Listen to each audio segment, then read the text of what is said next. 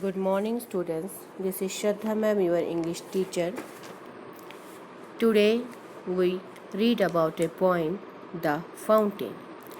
In this poem, the speaker described the sunshine through the fountain, and he also described the movement of waterfall of the fountain. He also described his emotions when he see the fountain. The poem start like this. Into the sunshine, full of the light, leaping and flashing from morn till night. Sunshine means rays of the sun, or in the morning, the sun shines brightly.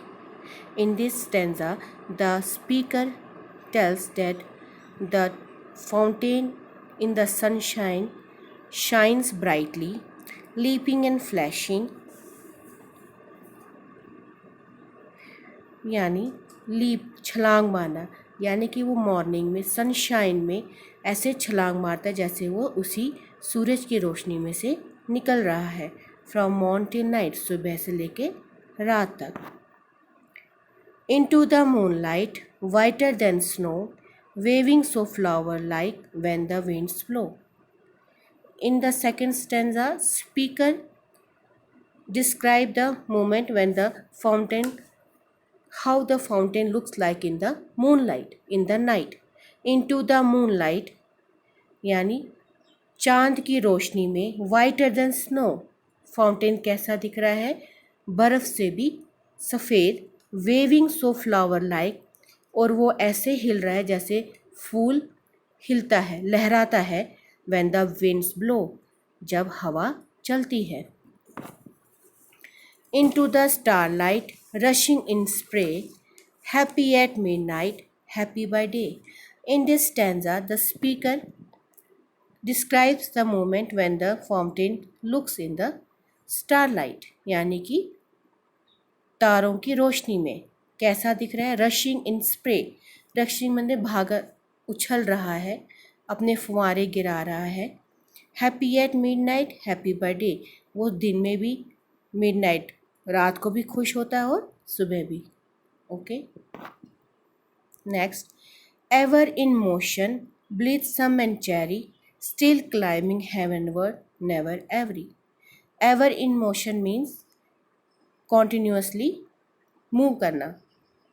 Blithesome means happy. Still climbing heavenward, heavenward means upward direction और towards the sky. Never every, every means tiredness, tired, यानी इसमें speaker कहता है कि fountain हमेशा upward, हेवनवर्डली चलता रहता है, ऊपर की तरफ जाता रहता है, और वो हमेशा ब्लिथसम खुश रहता है, और वो कभी एवरी थकता नहीं है. Glad of all weathers, still seeming best, upward or downward motion they rest. हर वेदर्स मैंने मौसम, ग्लैड मैंने खुश, यानी कि फाउंटेन हर किसी मौसम में खुश रहता है, चाहे बारिश हो, चाहे बर्फ़ गिर रही हो, चाहे ठंड हो, चाहे धूप हो, वो हर किसी वेदर में बेस्ट होता है, हर किसी वेदर में खुश रहता है. अपवर्ड और डाउनवर्ड, चाहे बेशक वो अपवर्ड जाए या डाउनवर्ड जाए, मोशन दे रेस्ट, जैसे भी, लेकिन जो उसका मोशन, जो उसके इमोशंस है, जो उसके थॉट्स है, वो कभी चेंज नहीं होते हैं. Full of A nature, nothing can time, change every moment ever the same.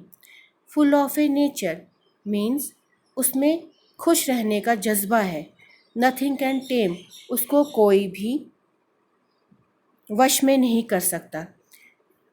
Change every moment ever the same, बेशक हर कोई मौसम बदले, कोई सीज़न बदल जाए, लेकिन जो उसका थॉट है, उसके जो महत्वाकांक्षा है, वो कभी चेंज नहीं होती है. Ceaseless aspiring, ceaseless content, darkness और sunshine thy element. In this speaker tells that the fountain never ends, यानी सीजलिंग एस्पायरिंग, यानी कि वो हमेशा निरंतर कोशिश करता है आगे बढ़ने की, वो कभी रुकता नहीं है। और वो तब तक रुकता नहीं जब तक वो सेटिस्फाइड नहीं होता है।